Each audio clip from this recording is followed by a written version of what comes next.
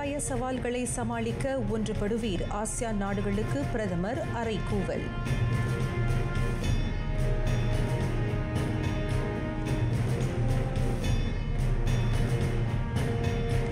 வட்டார அமைதியை நிலைநாட்டுவதில் மாண்புறு பெருமகன் Datuk Seri Anwar. ASEAN உச்சநிலை கூட்டத்தில் ட்ரம்ப் புகழாரம்.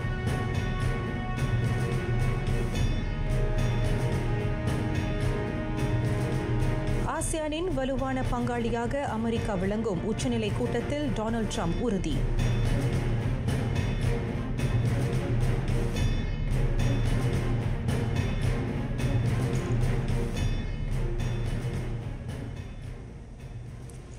வணக்கம். சலாம் மலேசியா மடானி. ஆர்டிஎம் தமிழ் செய்திகள் உங்களுக்காக. உங்களுடன் நான் பிரிசிலா பிரியா ஆரோக்கியசாமி.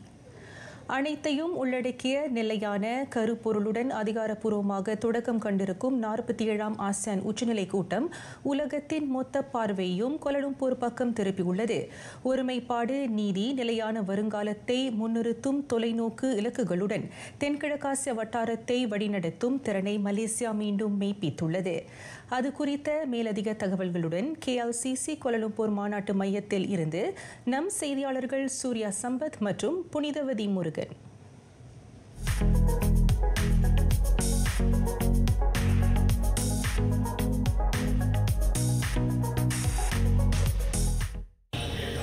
புவிசார் அரசியல் நெருக்கடிகளுக்கு மத்தியில் இன்று காலை மணி 8:30க்கு பிரதமர் டத்துஸ்ரீ அன்வார் இப்ராஹிம் 47ஆம் ஆசியான் உச்சநிலை கூட்டத்தை அதிகாரப்படியாக தொடக்கி வைத்தார். உலக வல்லரசுகளுக்கு இடையிலான போட்டிகளையும் தாண்டி ஆசியான் வட்டாரம் நடுநிலையாகவும் முதலீட்டு தளமாகவும் விளங்குவதற்கு அது சான்று பகிர்ந்துள்ளது. 11 நாட்டு தலைவர்கள், அமைச்சர்கள், நிகராளிகள், மூத்த அதிகாரிகள் உட்பட 2000க்கும் மேற்பட்ட உள்நாட்டு வெளிநாட்டு செய்தியாளர்களின் வருகையுடன் பலத்த பாதுகாப்புக்கு மத்தியில் கோலாலம்பூர் மாநாட்டு மையமே களை கட்டியுள்ளது. மக்களை சமூக, பொருளாதார, அரசியல் ஆகியவற்றுடன் இணைத்து வைக்கும் பாலமாக குடியுரிமை விளக்குகிறது. நெடுங்காலமாக அந்த அங்கீகாரத்தை பெற போராடுவோருக்குத்தான் அதன் அருமை யாதென்பது புரியும். அந்த வகையில் இன்று நடைபெற்ற உச்சநிலை கூட்டத்தின் தொடக்க விழாவில் ஆசியானின் 11வது உறுப்பு நாடாக திமோர் லெஸ்தே அதிகாரப்பூர்வமாக ஏற்றுக்கொள்ளப்பட்டது. வரலாற்று பூர்வமிக்க அந்த தருணத்தை வர்ணிக்க வார்த்தையின்றி திமோர் லெஸ்தே நிகராளிகள் கண்ணீர் துளிகள் வாயிலாக நன்றி நவின்றது. உலக நாடுகளை நிகழ வைத்தது. அந்த அங்கீகாரத்தின் மகத்துவத்தை எடுத்துணர்த்தியது.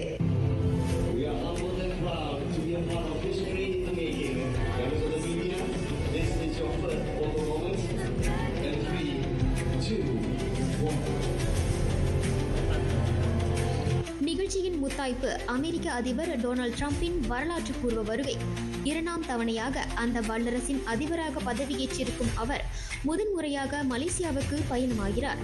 KLIAவை வந்தடைந்த அவருக்கு கோலாகல வரவேற்பு நல்கப்பட்டது.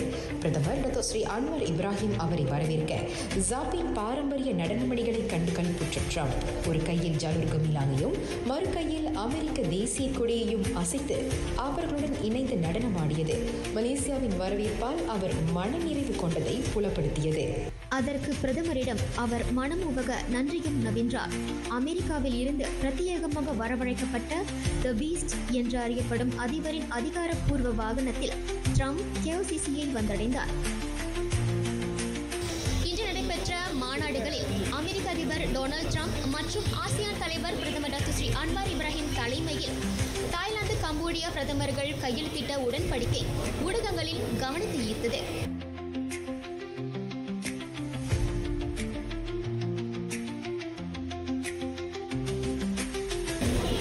ஆசியாவின் சுற்றுலாவுக்கு புகழ் பெற்ற அவ்விரு நாடுகளுக்கு இடையே நெடுங்காலமாக தொடர்ந்த பிணக்குகளுக்கு முற்றுப்புள்ளி வைத்ததும் இந்த ஆசியான் மாநாட்டில் பதிக்கப்பட்ட மேலும் ஒரு வரலாற்று பூர்வ தருணமே. அடுத்து வரும் முக்கிய மாநாடுகளில் மியான்மரில் நிலவும் அரசியல் நெருக்கடிகளுக்கும் உள்நாட்டு போருக்கும் முற்றுப்புள்ளி வைப்பது பற்றியும் உலகத்தின் கவனம் தேவைப்படும் முதன்மை விவகாரங்கள் பற்றியும் பல்வேறு துறைகளில் ஜப்பான், இந்தியா, சீனா, தென்கொரியா ஆகிய நாடுகளுடனான ஆசியானின் ஒத்துழைப்பு தொடர்பிலும் ஆக்ககர கலந்துரையாடல்கள் மேற்கொள்ளப்படும். இன்று மாலையும் சற்று நேரத்திற்கு முன் நடந்தேறிய ஆசியான் அமெரிக்கா கூட்டம் சுமூகமாக நடைபெற்றது. பல்வேறு பண்பாடுகள், வெவ்வேறு கலாச்சாரங்கள் இவற்றுக்கு இடையே மக்களையும் ஒற்றுமையையும் முன்னிறுத்தி வலுவான கூட்டமைப்பாக ஆசியான் விளங்குவதற்கான எல்லா முனைப்புகளையும் ஆசியான் தலைவராக மலேசியா சிறமேற்கொண்டு முன்னெடுத்துள்ளது. அது நற்பலனை கொண்டு வரும் என்ற எதிர்பார்ப்புடன் கேசிசியில் இருந்து ஆர்டிஎம்காக சூர்யா சம்பத் மற்றும் புனிதவதி முருகன்.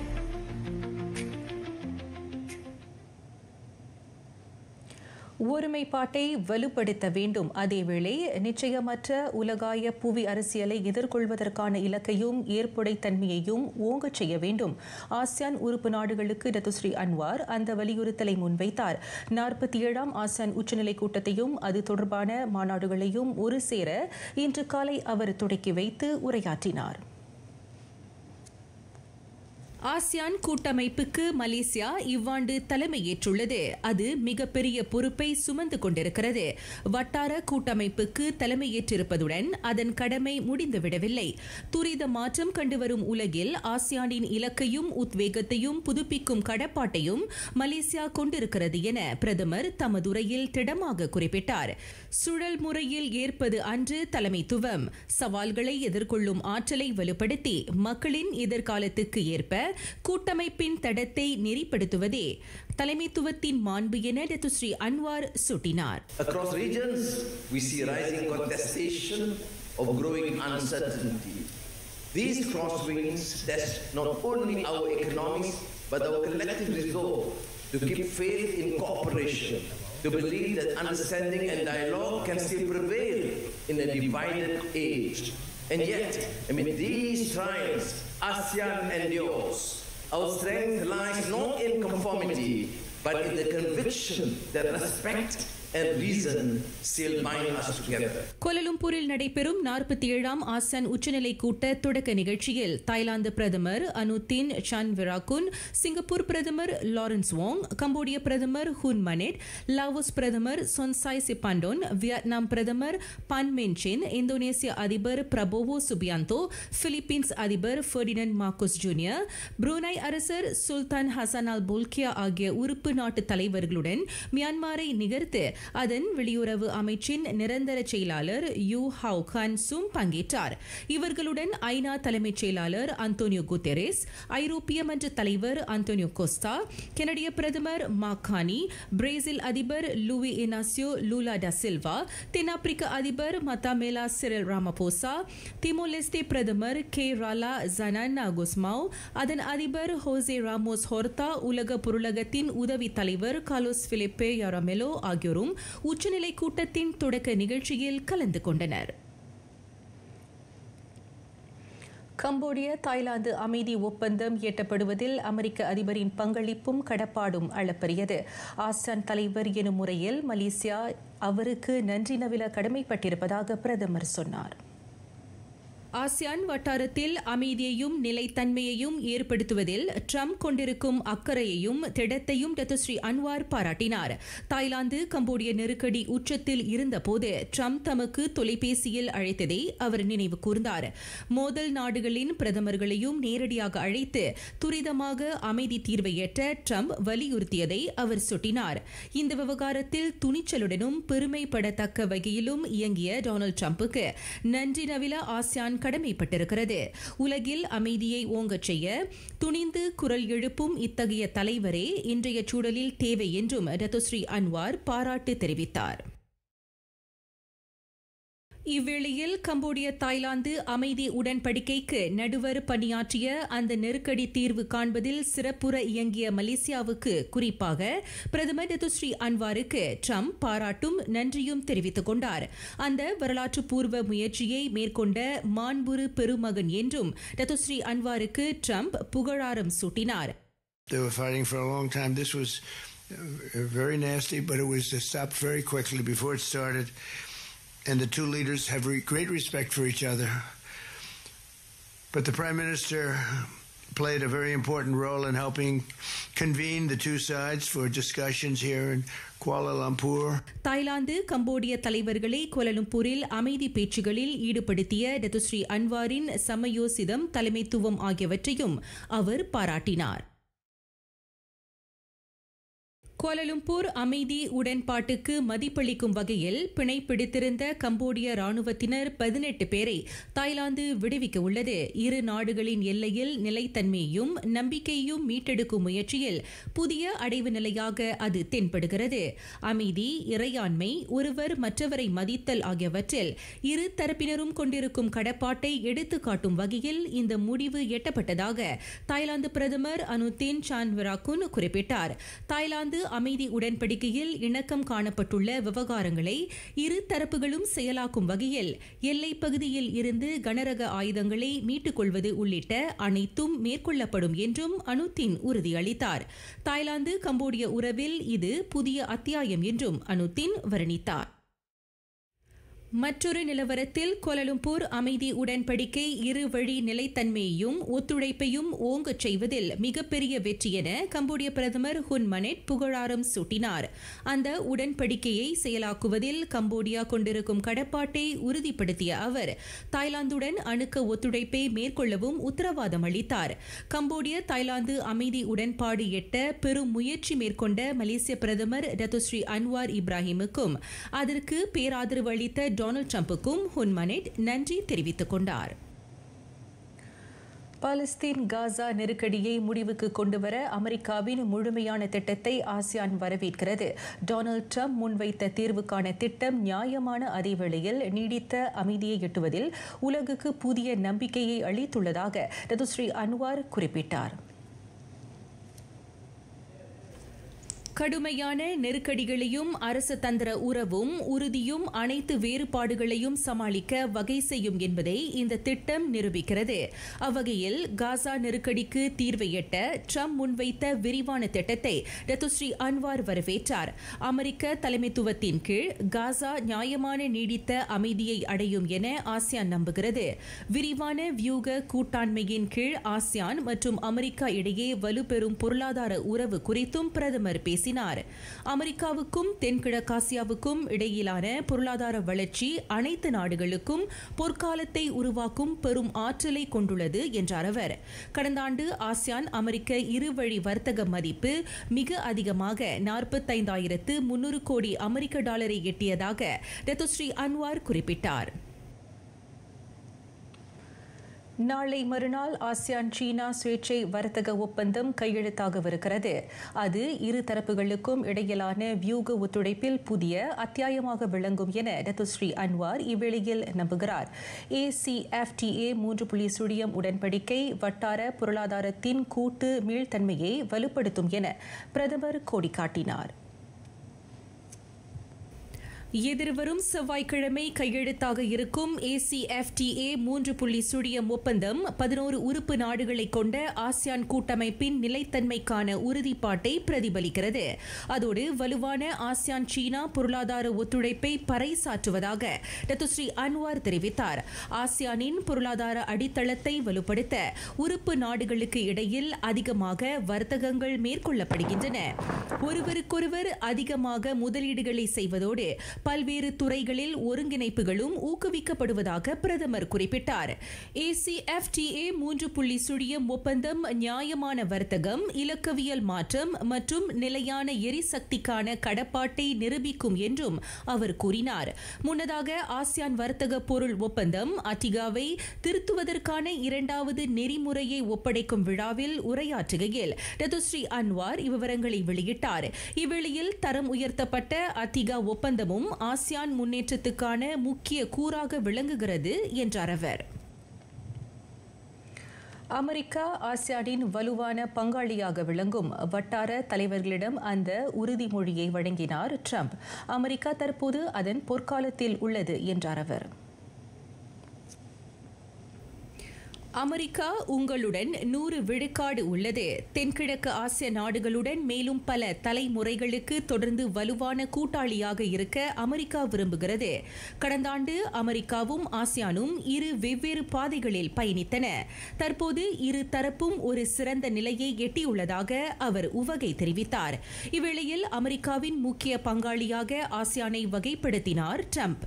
வட்டார நாடுகள் உடனான உறவுகளை வலுப்படுத்தும் இலக்குடன் தாம் இன்று 47வது ஆசியான் உச்சநிலை கூட்டத்துக்கு வருகையளித்ததாக அவர் குறிப்பிட்டார். ஆசியானின் எரியாற்றல், தொழில்நுட்பம், செயற்கை நுண்ணறிவு போன்ற பல்வேறு துறைகளில் ஒத்துழைப்பை வலுப்படுத்த அந்த வல்லரசு எண்ணம் கொண்டுள்ளதாக அதிபர் தெரிவித்தார். 13வது ஆசியான் அமெரிக்க உச்ச மாநாட்டில் ட்ரம்ப் இவ்வாறு உரை நிகழ்த்தினார்.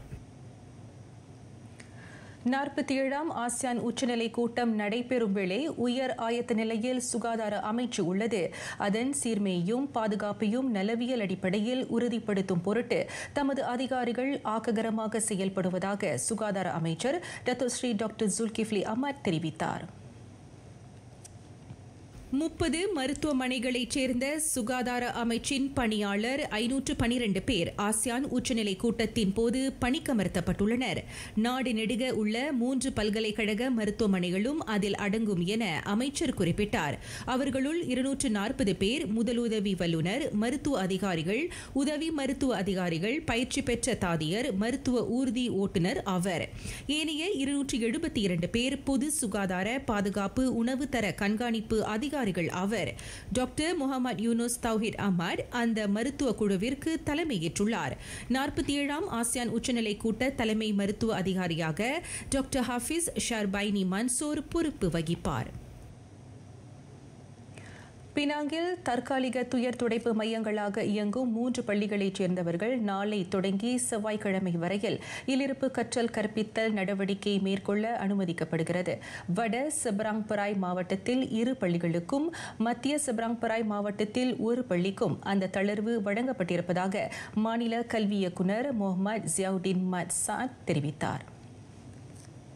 வெள்ளத்தால் பாதிக்கப்பட்டவர்களை தங்க வைக்க 5 பள்ளிகளில் தற்காலிக துயர் துடைப்பு மையங்கள் அமைக்கப்பட்டுள்ளன. அவற்றில் தமது தரப்பு மேற்கொண்ட கண்ணோட்டத்தில் லஹார் யூய் தேசிய பள்ளி, படாங் மனோரா தேசிய பள்ளி, குவார்பராஹு தேசிய பள்ளி ஆகிய 3 பள்ளிகள் தஞ்சம் புகுந்தோருக்கும் அடைக்கலம் வழங்கியிருப்பதை முகமது ஜியாவுதீன் சுட்டினார்.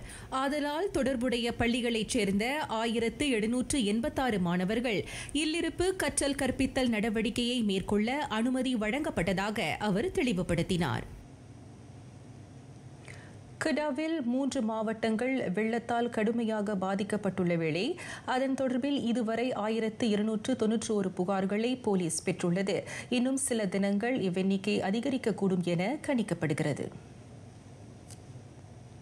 வெள்ளத்தால் பாதிக்கப்பட்ட மக்கள் புகார் அளிக்க தற்காலிக துயர் துடைப்பு மையங்களில் முகப்புகள் திறக்கப்பட்டுள்ளதாக கெடா போலீஸ் தலைவர் டத்தோ அஜ்லி அபு ஷா தெரிவித்தார். அத்துடன் பாதுகாப்பு கருதி மக்கள் அதிகாரிகளின் ஆலோசனையை பின்பற்றுமாறும் அவர் அறிவுறுத்தினார். மேலும் திருட்டு சம்பவம் குறித்து இதுவரை எந்த புகாரும் தமது தரப்பு பெறவில்லை என டத்தோ அஜ்லி குறிப்பிட்டார். கெடாவில் இதுவரை 2000 பேர் வெள்ளத்தால் பாதிக்கப்பட்டுள்ளனர். அவர்கள் அனைவரும் தற்காலிக துயர் துடைப்பு மையங்களில் தங்க வைக்கப்பட்டுள்ளனர். பேராக்கில் லரோட் மத்தாங் சிலாமா மாவட்டத்தின் பெரும் பகுதி வெள்ள பாதிப்பிலிருந்து மீண்டு வருகிறது. வெள்ள நீர் வடிந்ததை அடுத்து குடியிருப்பாளர்கள் தத்தம் வீடுகளை தூய்மைப்படுத்தி வருகின்றனர். இவ்வேளையில் தற்காலிக துயர் துடைப்பு மையமாக செயல்பட்டு வந்த கம்போங் டியூ தேசிய பள்ளி இன்று பிற்பகல் மணி 2க்கு மூடப்பட்டது. அத்துடன் பேராக்கில் 836 குடும்பங்களைச் சேர்ந்த 2495 பேர் வெள்ளத்தால் பாதிக்கப்பட்டுள்ளனர். அவர்கள் அனைவரும் 28 தற்காலிக துயர் துடைப்பு மையங்களில் தங்க வைக்கப்பட்டுள்ளனர்.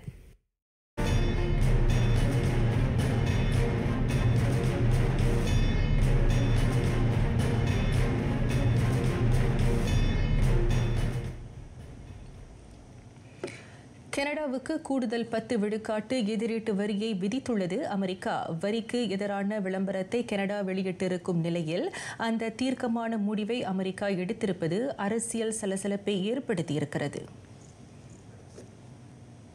எதிரீட்டு வரியை விமர்சிக்கும் விளம்பரத்தில் அமெரிக்காவின் மறைந்த முன்னாள் தலைவர் ரொனால்ட் ரேகன் படமும் இடம்பெற்றுள்ளது.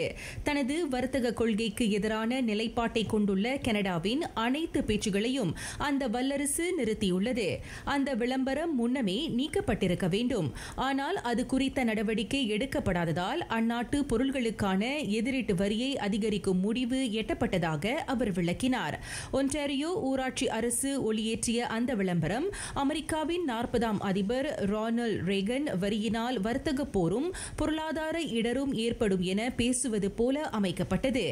35 விழுக்காட்டு இறக்குமதி வரியை கனடாவின் பொருள்களுக்கு அமெரிக்கா இதற்கு முன்னர் விதித்திருந்தது. இணைய குற்றச் செயலை ஒடுக்குவதற்கான ஐநாவின் உடன்படிக்கையில் பல நாடுகள் இன்று கையெழுத்திட்டன. எல்லை கடந்த இணைய மோசடி உள்ளிட்ட இலக்கவியல் குற்றச் செயல்களுக்கு எதிரான அந்த அனைத்துலக புதிய சட்டகம் பன்னாட்டு ஒத்துழைப்பை வலுப்படுத்தும் நோக்கத்தை கொண்டது. அந்த முன்னெடுப்புக்கு நுட்ப நிறுவனங்கள், மாந்த உரிமை இயக்கங்கள் ஆகிய தரப்புகளிடமிருந்து எதிர்ப்பும் கிளம்பியுள்ளது. அந்த உடன்படிக்கையில் 60க்கும் மேற்பட்ட நாடுகள் கையெழுத்திட்டுள்ளன. அதற்கான ஒப்புதல் கிடைக்கப்பெற்றதும் அது செயல்படுத்தப்படும் என ஐநா பொதுச் செயலாளர் அந்தோனியோ குட்டெரஸ் தெரிவித்தார். வியட்நாம் தலைநகர் ஹனோயில் இணைய குற்றங்களுக்கு எதிரான ஐநாவின் மாநாடு நடைபெற்றது. இணைய குற்றங்களை களையெடுப்பதில் அந்த உடன்படிக்கை முதன்மை பங்கு வகிக்கும். ஆனால் அது தொடக்கம் மட்டுமே என அவர் கருத்துரைத்தார். குற்றங்களை ஒழிக்க அனைத்துலக அளவிலான அணுகுமுறை தேவைப்படுகிறது. அயர்லாந்தில் இடதுசாரி வேட்பாளர் கேத்ரின் கான்லி அதிபராக ஆட்சி பீடத்தில் அமரவிருக்கிறார். மத்திய வலதுசாரி வேட்பாளரை தேர்தல் களத்தில் வென்ற அவர் அந்த தீவு நாட்டின் உச்ச பதவியை அலங்கரிக்கும் வாய்ப்பை வசமாக்கினார். செல்லா வாக்குகள் அவரது அரசியல் செல்வாக்குக்கு அடித்தளமிட்டதாக அரசியல் வட்டாரத்தில் பேச்சுகள் நிலவுகின்றன. நடைபெற்ற அதிபர் தேர்தலில் அவர் 63 விழுக்காட்டு வாக்குகளை அறுவடை செய்துள்ளார். அவரை எதிர்த்து போட்டியிட்ட ஃபினகேல் கட்சியின் ஹெதர் ஹம்ஃப்ரி 29.5 விழுக்காட்டு வாக்குகளை பெற்றார். அதேவேளை செல்லா வாக்குகளும் வலதுசாரி வேட்பாளர் குறைந்த எண்ணிக்கையில் போட்டியிட்டதும் அவரது வெற்றிக்கு காரணம் என குறை கூறல்கள் எழுந்துள்ளன. இதற்கிடையில் ஆட்சி கட்டிலில் அமர்ந்த கான்லி அரசியலில் நடுநிலைத்தன்மையை கடைபிடிக்கப் போவதாக சூளுரைத்தார். தேவையான நேரத்தில் மட்டும் பேசப்போவதாகவும் அமைதியின் குரலாக ஒலித்து அரசியல் நடுநிலைமையை பேணப்போவதாகவும் அவர் தமதுரையில் கூறினார். பருவநிலை மாற்றம் கொணரும் பாதிப்புகளை மக்களுக்கு எடுத்துணர்த்தி நாடு நெடுக பணிகள் யாவும் சீராக நடைபெறுவதை உறுதி செய்யப் போவதாகவும் துணித்தார். 84 வயது மைக்கேல் ஹிகின்ஸுக்கு மாற்றாக அதிபராக பொறுப்பேற்றுள்ள கான்லியின் 7 ஆண்டு பதவிக்காலம் அடுத்த மாதம் தொடங்கும். தென் லெபனானில் யூதப்படை நிகழ்த்திய தாக்குதலில் 2 கொல்லப்பட்டனர். மேலும் 1 காயங்களுக்கு இலக்கானார். ஹெஸ்போலா அமைப்பிற்கும் இஸ்ரேல் ராணுவத்திற்கும் இடையேயான போர் நிறுத்தம் அமலில் இருக்கும் இவ்வேளையில் யூதப்படை இந்த கொடூர தாக்குதலை கட்டவிழ்த்தது. ஹெஸ்போலாவுடன் ஓராண்டுக்கும் மேல் நீடித்த போரை முடிவுக்கு கொண்டு வரும் ஒப்பந்தம் கடந்த ஆண்டு நவம்பரில் கையெழுத்தானது. அதனை பொருட்படுத்தாமல் லெபனான் மீது இஸ்ரேல் தொடர் தாக்குதல்களை தொடுத்து வருகிறது. கடந்த 1 வாரமாக யூதப்படையின் கொடூரம் அதிகரித்துள்ளது. நேற்று 2 வெவ்வேறு வாகனங்கள் குறிவைத்து தாக்கப்பட்டதில் அதிலிருந்த 2 கொல்லப்பட்டனர். அதற்கு முன்தினம் யூதப்படை கட்டவிழ்த்த வன்முறைக்கு 4 பலியாகினர்.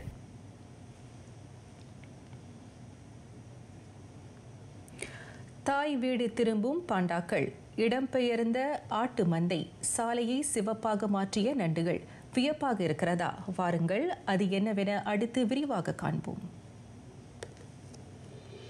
சீனா பிரான்சுக்கு கொடையளித்த ஹுவான் மற்றும் யுவான்சி பண்டாக்கள் விரைவில் தாயகம் திரும்ப உள்ளன.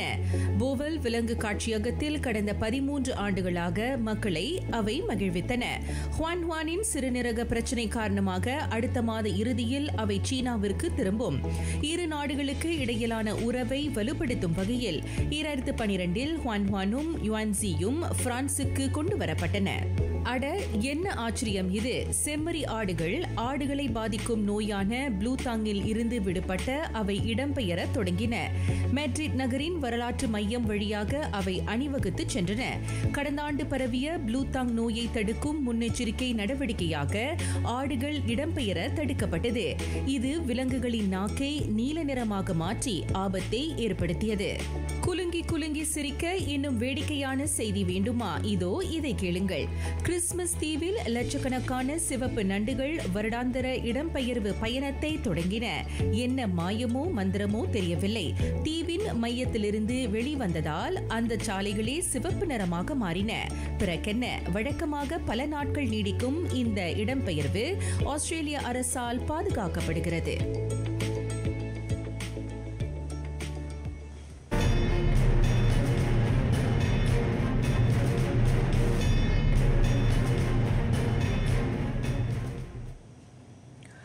அனைத்துலக காற்பந்து சம்மேளனம் ஃபீஃபாவும் ஆசியான் கூட்டமைப்பும் வட்டார காற்பந்து மேம்பாடு குறித்த புரிந்துணர்வு ஒப்பந்தத்தை நீட்டிக்கும் உடன்படிக்கையில் கையெழுத்திட்டன. 2025 ஆசியானுக்கு தலைமையேற்றிருக்கும் ரத்துஸ்ரீ அன்வர் இப்ராஹிம் அதனை பார்வையிட்டார்.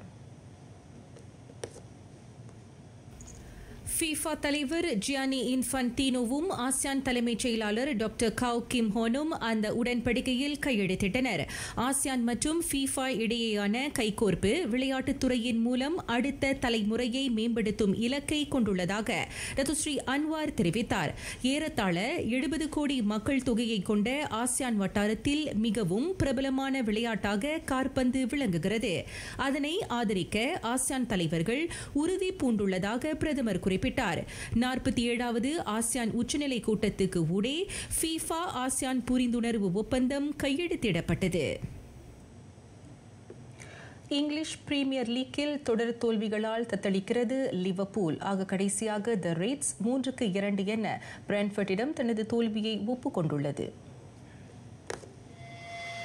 நடப்பு பருவம் தொடங்கிய முதல் 5 ஆட்டங்களில் வெற்றி பாதையில் பயணித்த செந்நிற அணிக்கு இந்த தோல்வி பேரிடியாக விழுந்துள்ளது. ஆக கடைசியாக களம் கண்ட 4 ஆட்டங்களிலும் லிவர்பூல் தோல்வி கண்டதை தன்னால் ஏற்றுக்கொள்ள முடியவில்லை என நிர்வாகி ஆர்னே ஸ்லாட் கூறியுள்ளார். அந்த தோல்வியால் பிரீமியர் லீக் பட்டியலில் அவனி 6ஆம் நிலைக்கு தள்ளப்பட்டிருக்கிறது.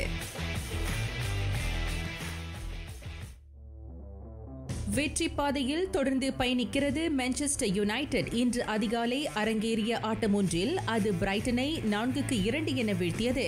அதனைத் தொடர்ந்து யுனைடெட் 16 புள்ளிகளுடன் பிரீமியர் லீக் பட்டியலில் 4ஆம் நிலைக்கு முன்னேறியுள்ளது.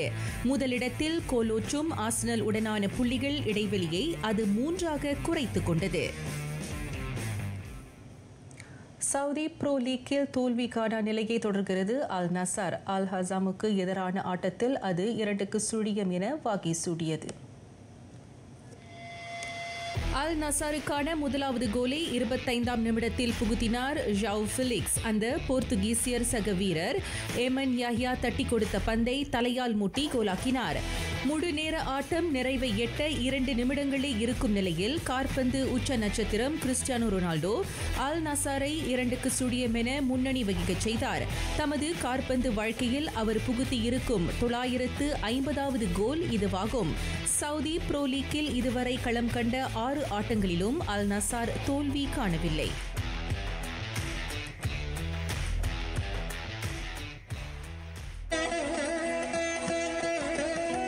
புதிய ஆத்திச்சூடி நிமிரென இன்புறு. மலரில் உள்ள தேனை உறிஞ்சுவதில் வண்டுகள் இன்புறும். அதேபோல் எந்த ஒரு தொழிலையும் உவந்து சுறுசுறுப்புடனும் மகிழ்ச்சியுடனும் செய்ய வேண்டும். அத்தொழிலை செய்வதில் ஆத்ம திருப்தி காண வேண்டும் என்கிறார் தமிழுலகம் போற்றும் பாரதி.